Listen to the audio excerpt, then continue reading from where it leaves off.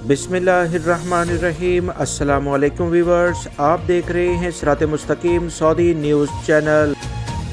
Saudi अरब और दीगर खलीजी ममालिक में बड़ी तादाद में इंडिया, पाकिस्तान, बांग्लादेश, नेपाल से ताल्लुक़ रखने वाले गैर मुल्की अफराद मेहनत मजदूरी के लिए अपनी फैमिली से दूर यहाँ पर आते हैं। बेहतर मुस्तकबिल के ख्वाब सजाए हुए अफराद अनथक मेहनत करते हैं, अपने बीवी बच्चों के ख्वाब पूरा करने की भरपूर कोशिशें करते हैं। प्रदेश में जहां ये कारकुन सर्दी, गर्मी और तन्हाई, बीमारी की ज़िंदगी गुजारते हैं, वहीं बाज़ औक़ात ऐसे हादसात रोनमा हो जाते हैं जिससे तमाम ख्वाब इनके और इनकी फैमिलियों के चकनाचूर हो जाते हैं।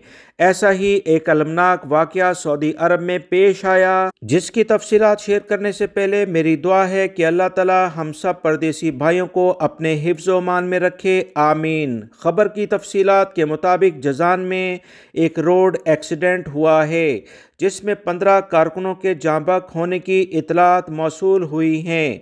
इन 15 कारकुनों में 9 का ताल्लुक इंडिया से है। मीडिया रिपोर्ट्स के मुताबिक ये हादसा इस वक्त पेश आया जब एक कंपनी की गाड़ी 26 कारकुनों को लेकर इनके मुतल्लिका काम की जगह पर लेकर जा रही थी। सुबह 6 बजे ये बस असीर के इलाके हशबल पर पहुंची, जहां ये बस एक दूसरे ट्रॉलर से टकरा गई।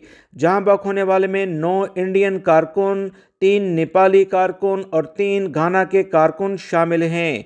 जद्दा में भारत की कौंसलेट जनरल की जानिब से भी इतलात शेयर की गई हैं कि अलमनाक हादसे में भारतीय कारकुनों की जाँ बहक होने की तस्दीक करते हैं।